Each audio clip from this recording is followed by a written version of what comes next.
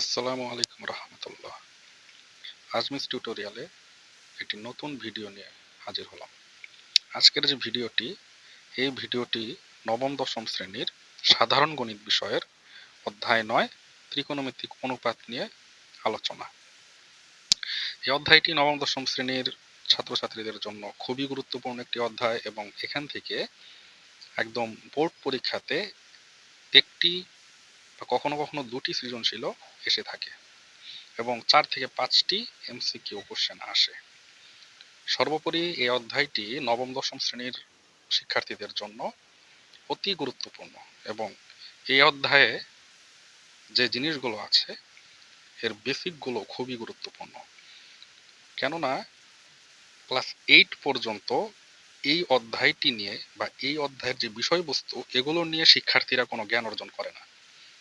তাই নবম দশম শ্রেণীতে ওঠার পর তারা এই অধ্যায়টি দেখে মূলত একটু ঘাবড়ে যায়, ভাবে অনেক কঠিন একটি অধ্যায় এবং শিক্ষা প্রায় কঠিন হয়ে দাঁড়ায় তাদের জন্য।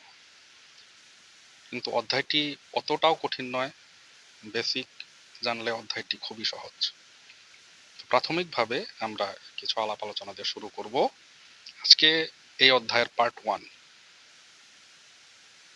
আপনাদের জন্য ভিডিওটি খুবই গুরুত্বপূর্ণ হতে যাচ্ছে। মনোযোগ সহকারে দেখলে আশা করি বুঝতে পারবেন এবং আপনাদের ভালো লাগবে। শিক্ষার্থী বন্ধুরা, ত্রিকোণমিতি আপনারা দেখতে পাচ্ছেন এখানে দুটো শব্দ লেখা আছে, ত্রিকোণমিতি এবং ইংলিশে পাশে ট্রাইগোনোমেট্রি।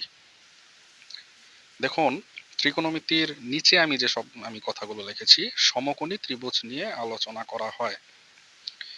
দেখুন, ত্রিকোণমিতিতে প্রাথমিকভাবে যে ত্রিভুজটি নিয়ে আলোচনা করা হয় সেটি হলো সমকোণী ত্রিভুজ। আর সমকোণী ত্রিভুজ কি আমরা সবাই জানি। সমকোণী ত্রিভুজ হলো যে ত্রিভুজের একটি কোণ সমকোণ,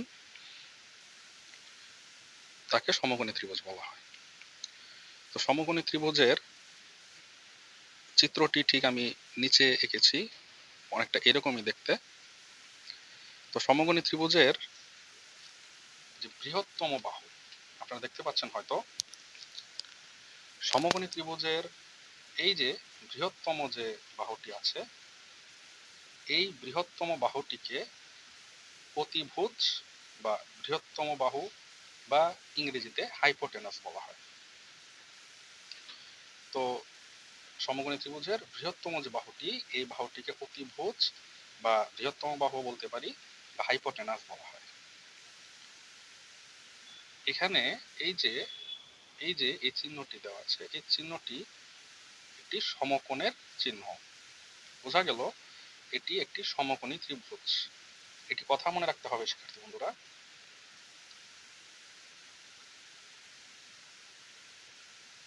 সমকোণ মানে 90 ডিগ্রি, আমরা অবশ্যই জানি।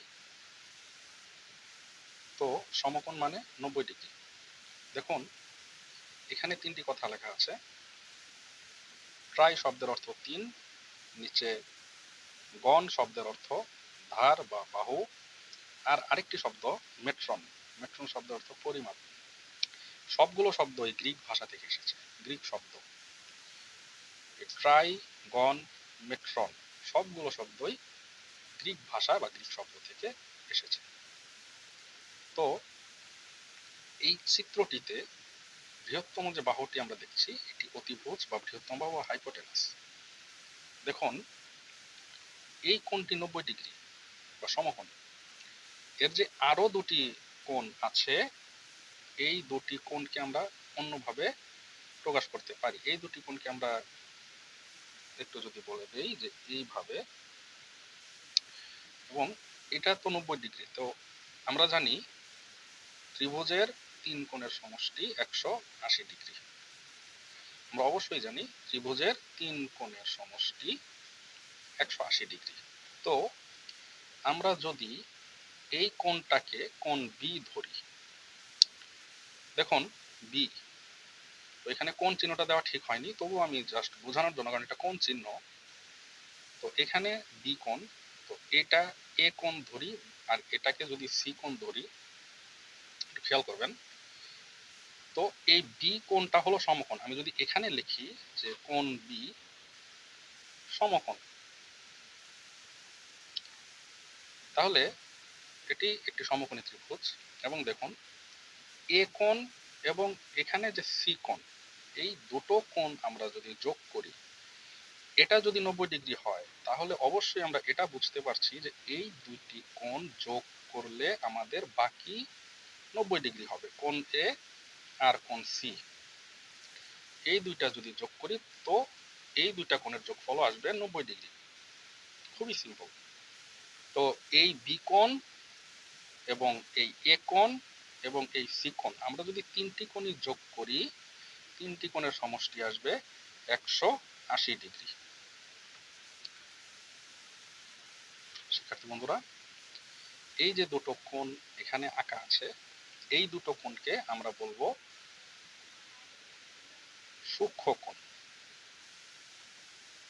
আমরা জানি সমকোণের মানে সমকোণী ত্রিভুজে এই যে সমকোণ, বাকি যে দুইটি কোণ থাকে এই দুইটি কোণকে সূক্ষ্মকোণ বলা হয়। তো এই কোণটাও সূক্ষ্মকোণ এবং এই যে কোণটা, এটাকেও আমরা সূক্ষ্মকোণ বলবো। তো এই দুটো সূক্ষ্মকোণ মানে আমরা জানি যে কোণের মান 90 ডিগ্রি থেকে কম, 90 ডিগ্রির ছোট কোণগুলোকে সূক্ষ্মকোণ বলা হয়। তো এখানে সূক্ষ্মকোণ, এই দুটো সূক্ষ্মকোণ যদি আমরা যোগ করি তবে 90 ডিগ্রি পাবো। এবং এই একটি সমকোণ তো আছেই, তিনটি কোণ যোগ করলে আমরা পাবো 180 ডিগ্রি। আমরা জানি তিনটি কোণের সমষ্টি, ত্রিভুজের তিনটি কোণের সমষ্টি 180 ডিগ্রি হয়।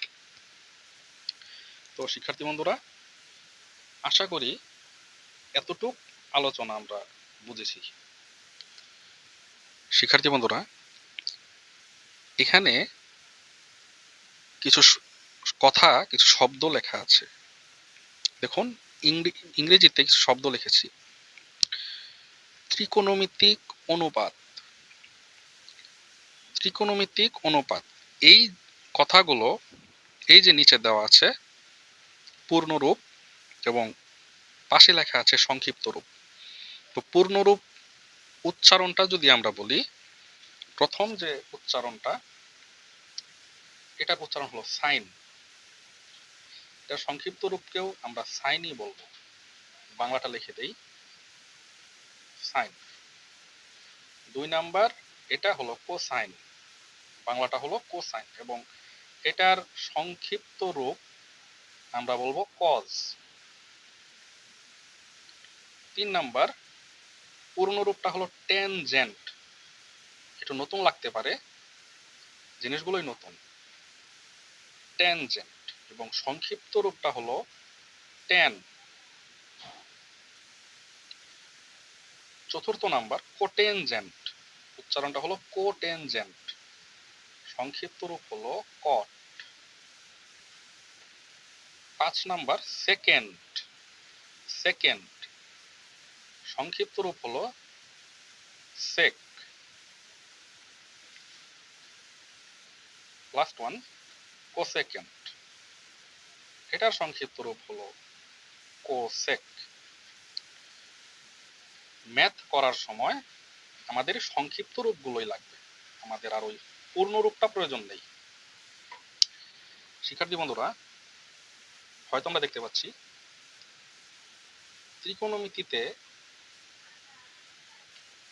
ত্রিকোণমিতিতে কোণের ব্যবহার হয়। কোণের ব্যবহার হয়।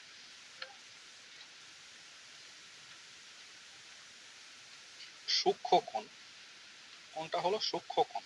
এই সূক্ষ্ম কোণটাকে আমরা নতুন একটি শব্দের মাধ্যমে চিনব এবং নতুন একটি চিহ্নের মাধ্যমে চিনব। সূক্ষ্ম কোণটাকে সাধারণত এই যে এরকম চিহ্ন দ্বারা প্রকাশ করা হয়, এই যে এরকম একটি চিহ্ন, যে চিহ্নটাকে বলা হয় থিটা। আসলে থিটা নয়, শুদ্ধ ভাষা হলো, শুদ্ধ শব্দটি হলো থেটা। আমরা বোঝার সুবিধার্থে থিটাই বলে থাকি। এবং এটি একটি গ্রিক চিহ্ন, এটিও একটি গ্রিক চিহ্ন। এরকম আরো কিছু গ্রিক চিহ্ন আছে, আমরা সামনে দেখব। শিক্ষার্থী বন্ধুরা,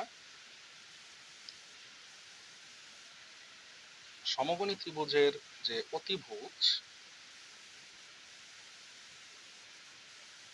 অতিভুজকে আমরা প্রথমে দেখেছি বৃহত্তম বাহু বলা হয়।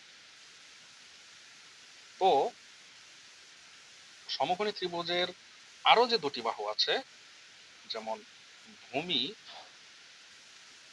ভূমিকে বলা হয় সন্নিহিত বাহু।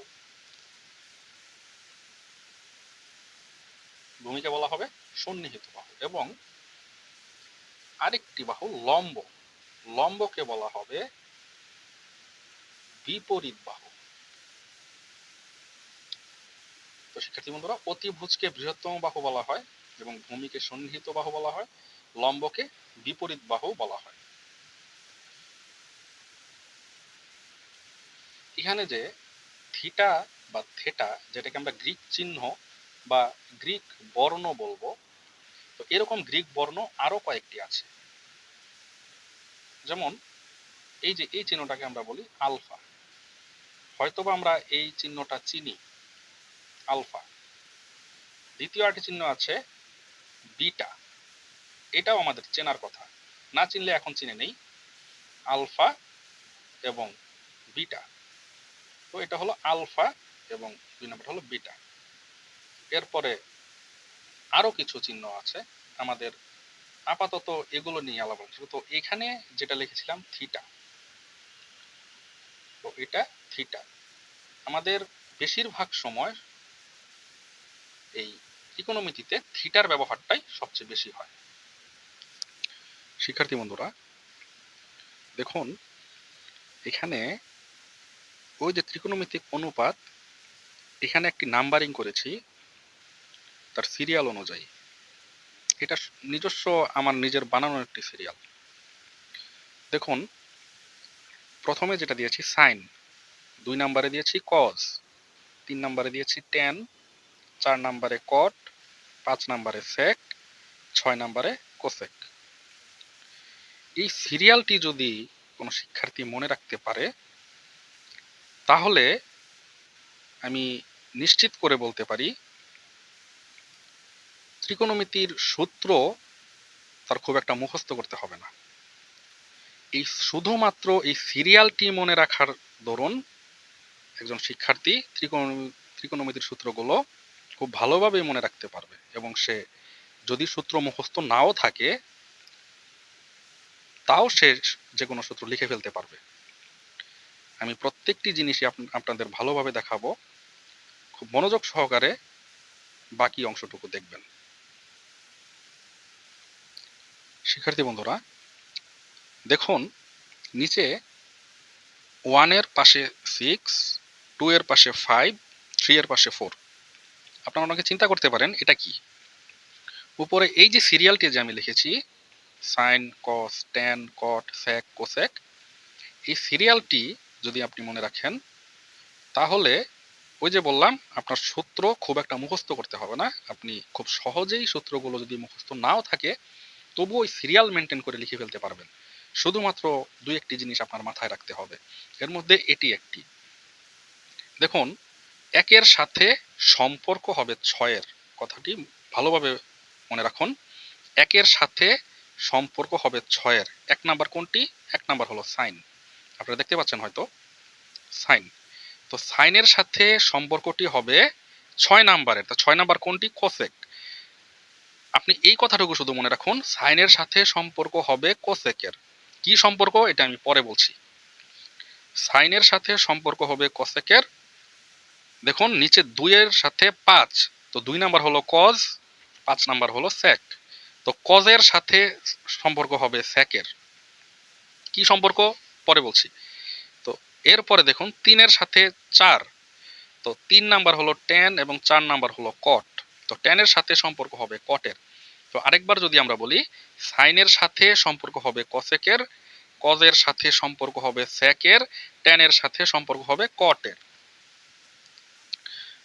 দেখুন আমি একটু লিখেছি, সাইনের সাথে কোসেক, কজের সাথে সেক এবং ট্যানের সাথে কট। শিক্ষার্থী বন্ধুরা, তো আপনি আরেকটু মনে রাখুন, আরেকবার আমার সাথে একটু বলুন, কার সাথে কার সম্পর্ক হবে? সাইনের সাথে কসেকের, কজের সাথে সেকের, ট্যানের সাথে কটের। শিক্ষার্থী বন্ধুরা, আপনি যদি একটু খাতায় লিখতে পারেন তাহলে আরো ভালো হয়। আপনারা একটু খাতা কলম দিয়ে কয়েকবার যদি লেখেন তাহলে আপনার আরো ভালোভাবে মনে থাকবে। দেখুন, আমি বলেছিলাম সম্পর্ক হবে সাইনের সাথে কসেকের, কজের সাথে সেকের এবং ট্যানের সাথে কটের, কিন্তু কি সম্পর্ক সেটা বলিনি। সম্পর্কটা হবে বিপরীত সম্পর্ক, বিপরীত সম্পর্ক, উল্টো সম্পর্ক। সোজা বাংলায় বললে উল্টো সম্পর্ক। তো উল্টো সম্পর্ক কিভাবে হয়? আমরা জানি যোগের বিপরীত বিয়োগ, আমরা জানি যোগের বিপরীত বিয়োগ এবং গুণের বিপরীত কি? ভাগ। তো ভাগের বিপরীত হলো গুণ, এটা আমরা ছোটবেলা থেকেই শিখে আসছি। তো বিপরীত বা উল্টো সম্পর্ক বলতে আমরা এখানে গুণ এবং ভাগের সম্পর্কই বোঝাবো। আসলে যেহেতু এটি ত্রিকোণমিতিক অনুপাত নিয়ে কথা বলছি, তো অনুপাতটা শুধুমাত্র উল্টে যাবে।